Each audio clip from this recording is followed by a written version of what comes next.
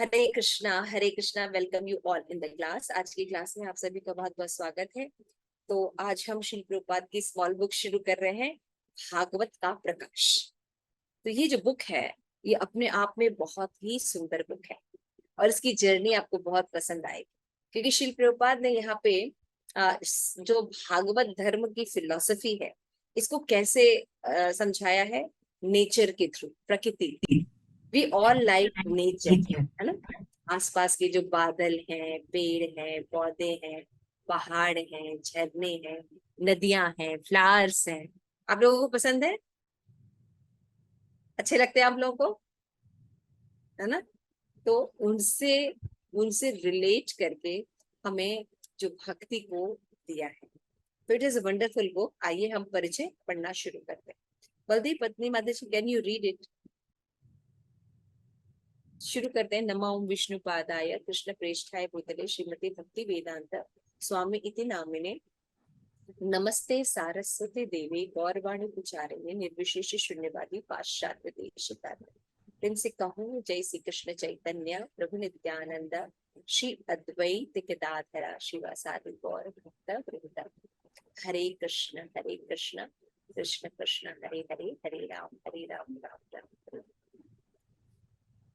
तो बलदेव पत्नी माता जी आप लोगों के लिए पढ़ रही हैं इसको। इसके जो इम्पोर्टेंट पॉइंट्स है मैं बार बार रिपीट करूंगी। माता जी क्वेश्चन आंसर बनाएंगे, क्विज, जैसा कि आप सब जानते हैं। हम लोग नेक्स्ट क्लास में करेंगे और हम देखेंगे कि आप लोग कितना ध्यान से पढ़ रहे हैं। तो प्लीज अपने पेपर से पेन रेडी रखिए और इसको ठीक से पढ़िए। ओके, ये परिचय। अंतरराष्ट्रीय कृष्ण भावनामृत संघ के संस्थापक आचार्य श्रीमद अभय चरणारविंद भक्ति वेदांत स्वामी प्रभुपाद के चरण कमलों में हम सादर प्रणाम करते हैं, जिन्होंने अखिल विश्व को भागवत का प्रकाश प्रदान किया।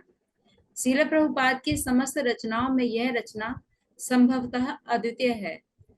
1961 में जापान में मानवीय भावनाओं का अनुशीलन करने हेतु कांग्रेस के अंतर्गत आयोजित एक अंतर्राष्ट्रीय धर्म सम्मेलन में भाग लेने के लिए एक निमंत्रण के प्रत्युत्तर में इस ग्रंथ की रचना की गई थी।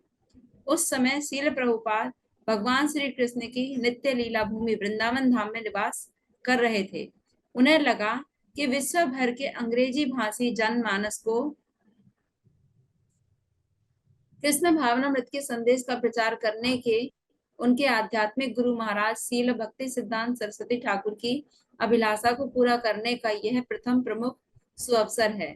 इसलिए शील प्रभुपाद ने वैदिक साहित्य रूपी वृक्ष के परिपक्व फल श्रीमद् भागवतम में निरूपित कृष्ण भावनामृत के कालातीत उपदेशों को सार रूप में प्रस्तुत करने पर गहन रूप से विचार किया।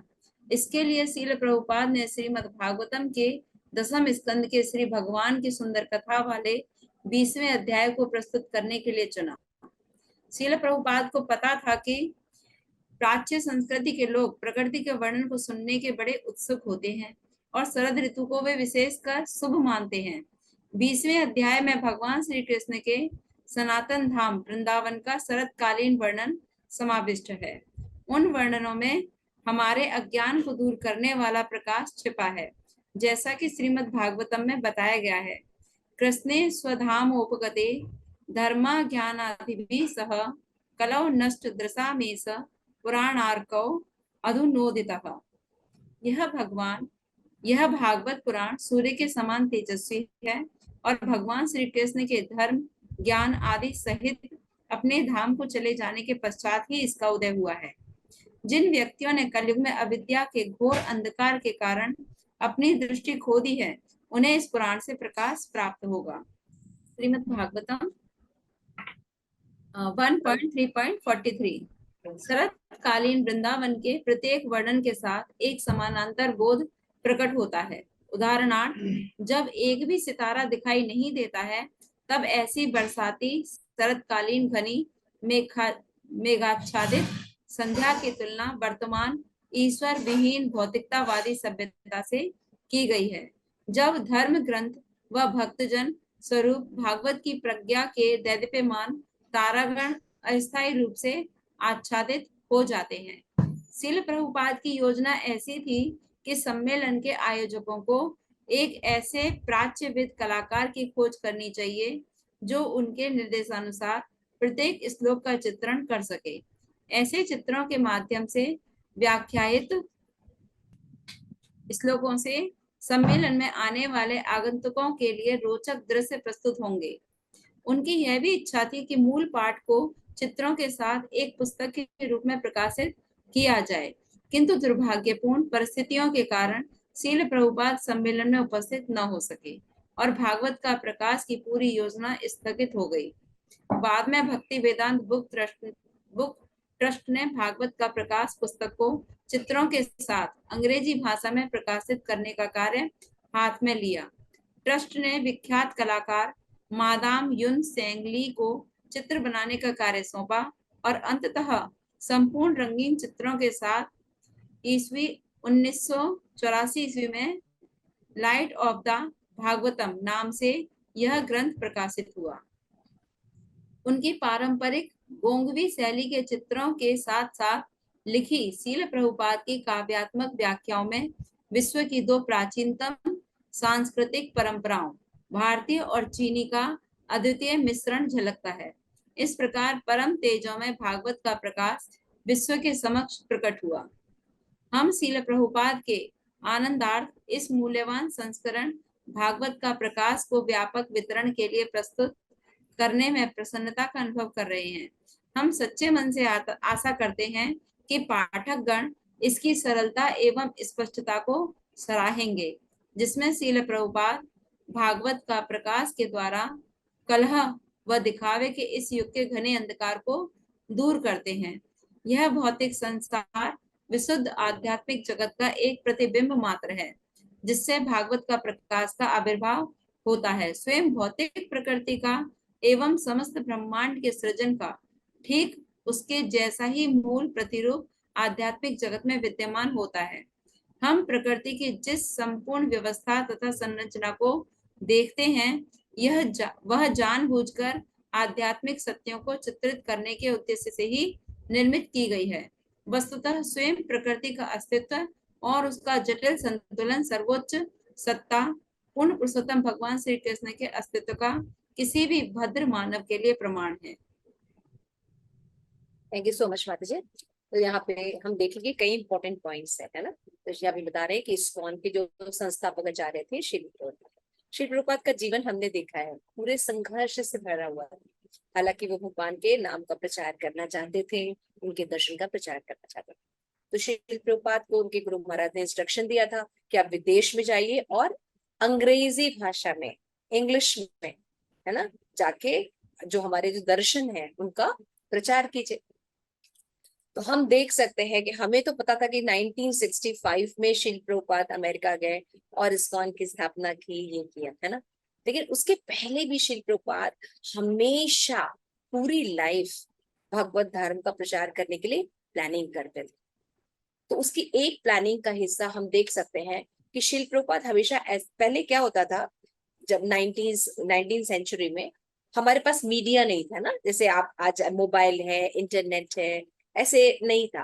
तो अगर किसी बात को हमको प्रचार करना है या किसी बात को हमें कहना है तो हम कैसे कहते थे? पेपर के माध्यम से, है ना, बुक्स के माध्यम से, कॉन्फ्रेंस के माध्यम से, है ना, लोगों को जुटाकर स्पीच के माध्यम से कोई भी चीज को हम एडवर्टीजमेंट कर देते, ठीक है ना। तो ये उस दौर की बात है, 19th सेंचुरीज की बात है। तो 19th सेंचुरीज में आप देखते हैं, हमने 1965-66 में देखा कि इस्कॉन के लिए श्री प्रभुपाद अमेरिका गया, लेकिन उसके पहले भी श्री प्रभुपाद को ऐसे कई इन्विटेशंस आते थे।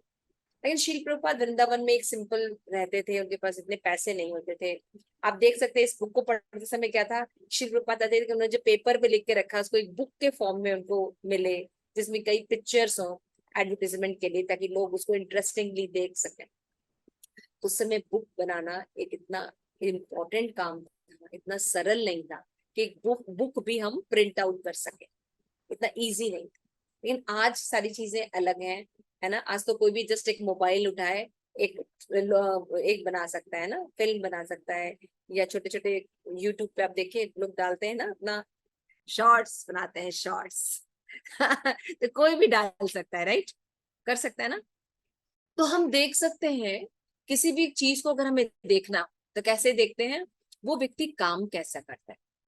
जैसे अभी हम बोल रहे हैं ना, कितना अच्छा बोल रहे हैं ना, क्या कितना अच्छा भाषण ठोक रहे हैं, तो ऐसे लगे हाँ बहुत अच्छे हैं। नहीं, ऐसे नहीं पता चलता। किसी भी चीज को अगर मैं चेक करना है तो कैसे देखेंगे, उनके कार्यों के द्वारा चेक किया जाता है। फलेन परिचिता, संस्कृत में बोलते हैं by seeing the result we can जज द वर्क। सिंपल सी बात है। तो अभी हम देख सकते हैं कि शिल प्रभुपाद क्या सचमुच महान थे, क्या सचमुच शिल प्रभुपाद अपने गुरु के प्रति कितने ज्यादा समर्पण थे। तो हम देख सकते हैं ऐसा था। शिल प्रभुपाद ने होल लाइफ प्रिपरेशन की। तो एक इंसिडेंट हमें जो है देखने को मिलता है, क्या देखने को मिलता है कि 1961 में शिल प्रभुपाद को जापान, आपने सबने जापान का नाम सुना है, जापान, जाके पान, जाके पान खाओ, नहीं नहीं, जापान यानी एक सिटी है, जापान। तो जापान में शिल प्रभुपाद को एक कॉन्फ्रेंस में बुलाया गया, जिसमें उन्हें बताया गया कि ह्यूमन कॉन्शियसनेस या सिविलाइजेशन के ऊपर कुछ बातें करने के लिए।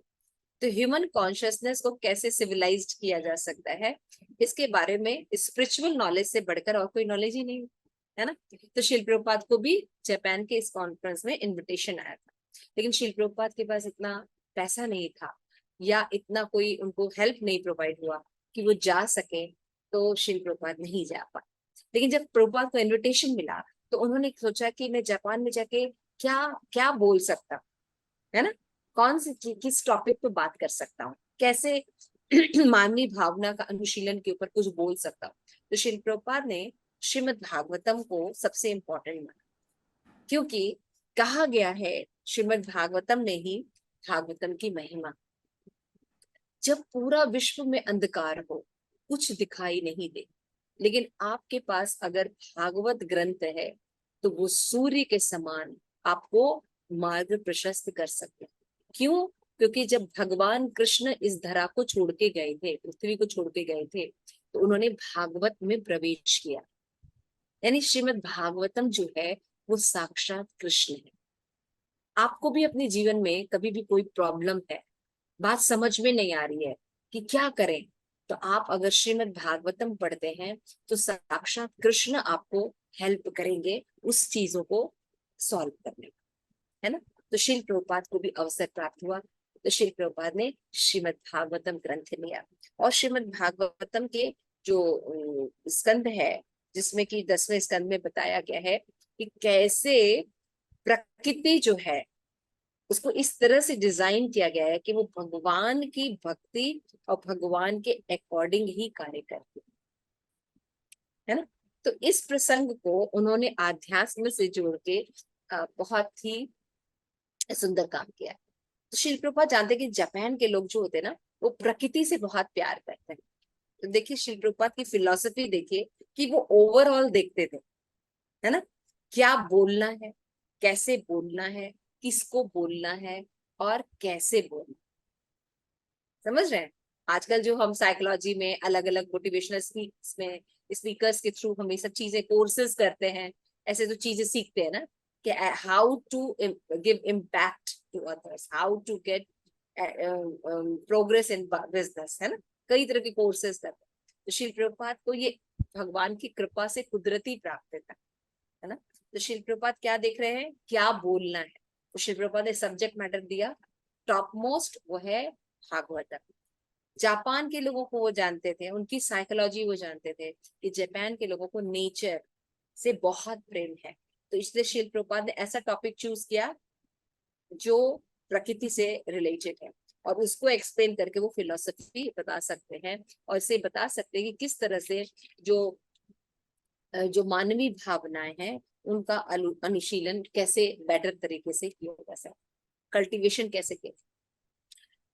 तो ये देखिए सब श्री प्रभुपाद की योजना थी। श्री प्रभुपाद ने अपना लिखा, वहां से निकाले कैंटो, उनसे अपना पूरा नोट्स तैयार किया। नोट्स तैयार करने के बाद श्री प्रभुपाद चाहते थे कि इस बुक को कैसे लिखी जाए, जैसे ये पन्नों पे केवल बुक्स ना रह जाए, बल्कि इसको पिक्चर्स के साथ। देखेंगे श्री प्रभुपाद की जितनी बुक्स हैं उनमें पिक्चर्स डले हैं, राइट, आप लोगों ने देखा है, सुंदर सुंदर पिक्चर्स है ना। और पिक्चर्स कैसे होते हैं, जो पिक्चर्स को देखने से आपको पूरे क्या बोलने वाले हैं उसको पता चल जाता है। क्योंकि उस समय मूवीज नहीं थे, मोबाइल्स नहीं थे, कोई जैसे हम लोग आज दिखा देते ना, क्लास शुरू होती है, प्रेम मंजरी माता जी ने कितना सुंदर आज जगन्नाथ अष्टकम दिखाया, जिसको गरबा कर सकते हैं उस ट्यून में, है ना। तो आज हमारे पास एक क्लिक बटन है, हम कर देते हैं, लेकिन उस समय नहीं होता था। उस समय मैंने आपको बताया कि अगर किसी चीज को अट्रैक्ट करना है तो चित्र है, ये सभी माध्यम यूज करते हैं। और अगर आप ये देखेंगे, पता नहीं अब आप बच्चे, आजकल के बच्चे पता नहीं कितना पेंटिंग एंजॉय करते हैं, तो ये हम देखेंगे कि ये जो लाइट ऑफ भागवतम है, अब देखिए इसमें आपको दिखाई देगा कि गुरु की इच्छाओं को शिष्य कैसे पूरी करते हैं। और बेस्ट एग्जाम्पल है शिल प्रभुपाद के डिसाइपल्स आज के युग में। अगर आप देखेंगे तो आप देखेंगे शिल प्रभुपाद ने ये एक योजना बनाई, वो तो पेपर्स तो बहुत से पड़े रहते हैं गुरु के, लेकिन उन्होंने उसको लिया और जैसे शिल प्रभुपाद इंस्ट्रक्ट किए उसको बुक के फॉर्म में पब्लिश किया।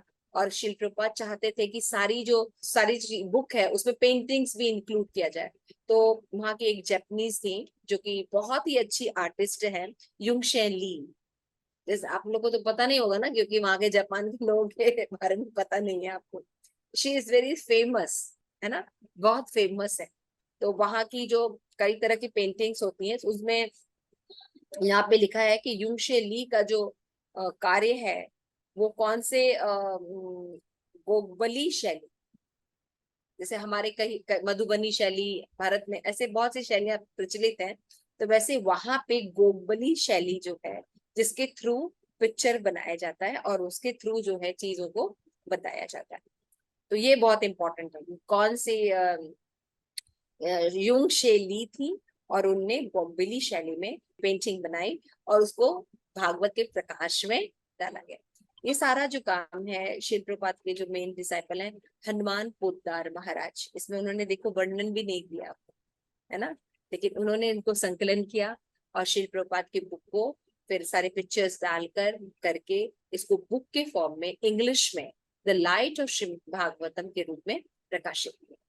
और शिल प्रपात की बुक्स को जब शिल प्रपात जानते थे कि केवल इंग्लिश लैंग्वेज में नहीं सभी भाषाओं में इसका प्रचार होना चाहिए, तो ये बुक जो है हिंदी में भी इसका प्रकाशन किया गया बाद में, ताकि जो हिंदी ऑडियंस है वो भी इसका लाभ ले सके। जब हम लोग ने ये बुक पढ़ी थी तो सबको बहुत अच्छी लगी थी, श्री सखी ग्रुप में, and I personally like this book very much. तो इसमें आप देखेंगे कि कितना सुंदर प्रभुपाद ने साइकोलॉजिकली इसको समझा, उसको ब्लेंड किया है स्पिरिचुअल से, और मॉडर्न मॉडर्न साइंस के साथ। बहुत सुंदर ब्लेंड आप देखेंगे इस शिल प्रभुपाद का। तो यहाँ पे शिल प्रभुपाद का जो ये बुक है उसके लिए बोलते हैं कि इसका इसका एक ही मोटो है। What is that? ये शरद कालीन ऋतु में वृंदावन का वर्णन है। व्हाट इज द शरद कालीन ऋतु? जब गुलाबी जाड़ा पड़ता है, बारिश बहुत होती है ना। आपने देखा होगा बारिश जब होती है तो आकाश में कोई भी तारे, सूर्य ये दिखाई नहीं देते। देखा है आप लोगों ने? आकाश जो है हमेशा बादल बादल सा रहता है, राइट, तो सूर्य नहीं दिखाई देता। उसी तरह जब कलयुग का प्रभाव रहता है तो कोई भी गुरु, धर्म ग्रंथ नहीं होते प्रकाश प्रदान करने के लिए मानव जाति में। आज का युग वैसा ही है, किसी को भी ऑथराइज्ड नॉलेज नहीं है ना, कोई भी सही प्रकाश नहीं जानता। तो ऐसे में भागवत का जो प्रकाश है ये उत्तम प्रकाश है, किसी भी कलयुग में मार्ग प्रतभ्रष्ट लोगों को मार्गदर्शन दे देते। जैसे शरदकालीन ऋतु में जब छोटे छोटे छोटे अगर सितारे रहते हैं वो भी दिखाई नहीं देते हैं, आच्छादित रहता है, तो उसी तरह से आज की जो भौतिकतावादी संस्कृति है इसमें लोग ईश्वर विहीन सभ्यता में बिलीव ज्यादा रहते हैं, किसी भी ईश्वर को नहीं मानते, किसी भी ईश्वर को शामिल नहीं करना चाहते। इसीलिए देखिए आज आप लोग जो एजुकेशन लेते हैं या कहीं जाते हैं, है ना, मॉल में जाइए, पिक्चर देखिए, गेम्स में जाइए, कहाँ ईश्वर की बात की जाती है? तो पूरा जो समाज है ईश्वर विहीन यानी आसुरिक समाज है। ये एक्सेप्ट करने में हमको बहुत अच्छा नहीं लग रहा था। जब प्रभुपाद बोलते तो हम लोग को लगता था नहीं ऐसा तो नहीं, लेकिन जब हमने देखा तो सच में ये आसुरिक समाज है। आसुरिक समाज का रिजल्ट सदैव सिन और पाप होता है, और सिन और पाप का रिजल्ट क्या होता है? सफरिंग।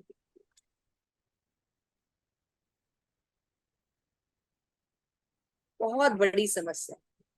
तो ये जो बादल है छाया हुआ आज भौतिक जगत में, भौतिकतावादी को हम इतना ज्यादा इम्पोर्टेंट दे रहे हैं। धन कमाओ, ये करो, अपने आप को ये करो, अपने आप को ये करो, है ना? कितना ज्यादा भौतिकतावादी बना दिया गया है। कौन इसको प्रोवाइड कर रहा है? मैंने आपको अभी क्लास शुरू हुई थी तभी बोला था कि आदि दैविक, आदि भौतिक और आदि आध्यात्मिक जो हमारे सफरिंग है, इसको आप किस डॉक्टर से सॉल्व करेंगे, किस साइंटिस्ट से सॉल्व करेंगे? कहीं भी सॉल्व नहीं कर सकते। ये सफरिंग ऐसे नहीं खत्म होगी। रेल बना के, ट्रेन बनाकर, मॉल बनाकर, चांद पर जाकर ऐसे हमारी सफरिंग नहीं समाप्त होगी। अगर हमको अपनी सफरिंग ठीक करनी है तो हमें आध्यात्मिक बल चाहिए। इट्स वेरी, इस पूरे बुक में शरदकालीन ऋतु का वृंदावन का वर्णन किया गया। It's beautiful. अलग अलग एस्पेक्ट्स में दिखाएंगे। उसमें एक फिलॉसफी शिल्प प्रभुपाद डालता है कि अगर ये फिलॉसफी रहेगी तो ह्यूमन के जो साइकोलॉजी है उसका अनुशीलन अच्छा होगा। अगर स्पिरिचुअल हेल्प नहीं रहेगी, स्पिरिचुअल स्ट्रेंथ नहीं है किसी के पास, वो civilisation demonic civilisation. Demonic civilisation sinful क्यों होती है? Any guess? क्योंकि उसमें हम लोग शास्त्रों के आदेशों का पालन नहीं करते हैं। शास्त्र का आदेशों का पालन नहीं करते। ओके, यस प्रेम मंजरी। क्योंकि नियमों का पालन नहीं करते ना। चारों जो हमारे धर्म के जो हमारे चार रूल्स हैं, है ना, सत्यता, उन सबको भंग करते हैं। नो इलिसिट सेक्स भी रहेगा, मीट मीट ईटिंग भी नियम रहेगा। का पालन नहीं करते। पाप करते हैं तो सिंस आएंगे ही। पाप पाप करने से करते ही। सिंस आएंगे। मेरा मेरा प्रश्न है कि सिन क्यों होते हैं? हम क्यों कहते हैं कि डिमोनिक सिविलाइजेशन जो है सिंफुल सिविलाइजेशन? क्योंकि भगवान को नहीं मानते, उनके नियमों को नहीं मानते, उनके कहे अनुसार भगवान को नहीं नहीं चलते। मानते, उनके नियमों को। इलेबोरेट आंसर है ना, समझ रहे हैं? थोड़ा इलेबोरेट है, थोड़ा और सोचिए। अगर सिंफुल है तो हम ठीक है भाई, सीधी सी बात है, भगवान के नियमों का पालन। But it is very elaborate answer. What is a particular thing? Why if you are not worshipping lord then you are doing sin? मतलब क्योंकि भगवान है, कहीं ऑथराइज तो नहीं है। भगवान है मतलब भगवान को मानना बहुत जरूरी है। अगर हम नहीं मानते तो वो सिंफुल होता है, ऐसा तो नहीं है। समझ रहे हैं मतलब कि भगवान अपना दिखाना चाहते हैं, मुझे नहीं मानोगे तो तुम सिंफुल हो। क्योंकि हम स्वयं को भोक्ता मानते हैं। स्वयं को भोक्ता मानते हैं। ये सब वाहे आंसर है। जब हम प्रभुपाद की बुक्स को पढ़ते हैं ना, ध्यान से पढ़ना चाहिए। भगवत गीता में श्री प्रभुपाद कहते हैं कि डिमोनिक सिविलाइजेशन जो है वो सिंफुल इसलिए है क्योंकि उनको मनुष्य जन्म का एम नहीं पता हो। अब आपके पास, सबके पास मोबाइल है? किसी के पास मोबाइल है? शो कर सकते हैं मोबाइल अपना। अब हम इस मोबाइल से कपड़े धोएं, कैसा रहेगा बलदेव पत्नी? और फिर कहे एकदम बेकार है, एकदम कपड़े साफ नहीं किए, इसने बेकार है। मेरे मोबाइल टूट गया, नाला आपने तोड़ दिया मेरा इतना महंगा मोबाइल। अरे तुम्हारा मोबाइल बेकार है, कपड़े साफ करते एकदम क्लीन भी नहीं हुए, बेकार है, बिल्कुल फेक दो इसको। क्या मेरा ये जजमेंट ठीक है? खुशी, क्या ये मेरा जजमेंट ठीक है? गोलोकेश्वरी, ठीक है जजमेंट? मैंने कपड़े धोए हुआ नहीं कुछ। नो माता जी। नहीं, मोबाइल का यूज कपड़े धोने के लिए नहीं है। और हम कपड़े धो रहे तो इसलिए ये ना, हम अज्ञानता में है, उसको सही यूज नहीं करें, इसका ये मतलब नहीं कि वो यूजफुल नहीं है। मोबाइल का यूज जैसे है वहां पे करें, फोटो क्लिक करने के लिए करें तो, मैसेज भेजने के लिए करें तो, यूजफुल समझ है। रहे हैं आप? जिस चीज का उपयोग जिस चीज के लिए है वहां पे हम करेंगे, इसके लिए ज्ञान होना चाहिए ना, मैनुअल होना चाहिए ना। तो मनुष्य जीवन का यूज हम आहार निद्रा भय मैथुन में कर रहे हैं। Eating mating sleeping and defending होता नहीं है। फिर हम सोचते हैं ये बेकार है, ये मनुष्य शरीर ही बेकार है, हम कुत्ता बनेंगे। अभी एक फर्स्ट क्लास एडवर्टीजमेंट आया था, एक व्यक्ति था, उसको कुत्ता बनना था, हाँ, और वो कुत्ता बन भी गया है इंजेक्शन ले लेके यस और माता वो जी, उन्होंने बहुत ज्यादा स्पेंड करे हैं, पता नहीं कितने $2,000 करोड़ कुछ। करोड़ थाउजेंड उसने डॉलर खर्च किए एक कुत्ता बनने के लिए। क्यों? क्योंकि इसको मनुष्य जीवन का एम नहीं पता। मनुष्य जीवन का एम नहीं पता, इसलिए हम सिंफुल एक्टिविटीज ही करेंगे। This is the answer. ऐसे तो भगवान ही सोचेंगे कि मैं भगवान हूं, मुझे नहीं मानोगे तुम बेकार, ऐसे नहीं। Not understood. ह्यूमन लाइफ, इसका कुछ पर्पस है। ह्यूमन लाइफ केवल भगवत साक्षात्कार के लिए मिला है, लेकिन हम इसको ओलंपियाड में लगाते हैं, पैसे कमाने में लगाते हैं, चांद पे जाने में लगाते हैं, डिस्को डांस करने में लगाते हैं, सेक्स लाइफ में लगाते हैं, कहीं लगता नहीं। Not understood. तो शिल प्रभुपाद यही बताना चाहते हैं, आज के भौतिकतावादी समाज में लोग ईश्वर विहीन सभ्यता जी रहे हैं और अलग अलग मेथड यूज कर रहे हैं सुखमय जीवन बनाने के, कई इज्म खोल लिए हैं, लेकिन किसी से भी वर्स से वर्स सिचुएशन की तरफ जा रहे हैं। We polluted all 5 elements including our mind. पृथ्वी, जल, अग्नि, वायु, आकाश पोल्यूटेड कर दिया, इंक्लूडेड 6 अपना माइंड। ये हमारी एडवांसमेंट चल रही है। आप समझ रहे हैं, बात समझ रहे हैं? अगर हमें सुखी होना है तो हम, शिल प्रभुपाद कहते हैं, व्यक्तिगत रूप से और सामूहिक रूप से दोनों तरह से खुश हो सकते हैं। स्पिरिचुअली आप पर्सनल एक्सेप्ट कीजिए, आपको तुरंत भगवान हेल्प करेगा। जरूरी नहीं कि आप पूरे समाज को बदलिए, पूरी दुनिया को बदलिए, नई कैपेसिटी है, it's okay. If you start following, now you are in the shelter of Krishna. Krishna will protect you. Krishna ने कहा योगक्षेम वहामी, whatever you have need, he will provide. He will provide. He himself provide. किसी भी हाथी को कितना टन खाता होगा एक हाथी? 10 टन एक हाथी खाता है। अगर उसके परिवार में 4 लोग रहते तो 40 टन खाते हैं, है ना? अभी भी जंगल खत्म हो गए तब भी। कौन सा हाथी हमारे पास आके कहता है मुझे खाना दे दो? कालिंदी माता जी, आज तो मिला नहीं मुझे, मेरा परिवार भूखा है, थोड़ा मेरे परिवार को खाना दे दो। आया है कोई हाथी माता जी? कोई चिड़िया आई है खुशी के पास? आज स्ट्राइक हो गया है तो आज हमें दाना पानी नहीं मिला है, तो ऐसा हुआ है क्या? देखा आपने कभी? मतलब जितने भी ह्यूमन को छोड़ के जितने भी सिविलाइजेशन है, उनको कभी कोई प्रॉब्लम नहीं होती, लेकिन ह्यूमन को खाली प्रॉब्लम होती है। ह्यूमन सिविलाइजेशन को भगवान पे भरोसा नहीं, और सब कुछ भगवान ही दे रहे हैं तो दिस फिलोसफी शिल प्रभुपाद लेके आए हैं। इंटरेस्टिंग लग रहा है आप लोगों को? Now you feel interesting this book. तो शिल प्रभुपाद इसको स्टैब्लिश करेंगे, और कहाँ स्टैब्लिश करेंगे? जापान में, जहां लोग भगवान को नहीं मानते, वहां नेचर को स्टैब्लिश करके शिल प्रभुपाद कृष्ण कॉन्शियसनेस को स्टैब्लिश करेंगे। दिस इज अवर शिल Prabhupada and I like it. और आप उस संस्कृति के हिस्सा हैं, भारत के हैं, तो you must know these things.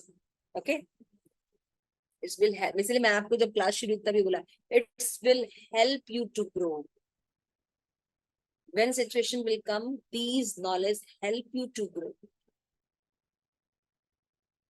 Okay?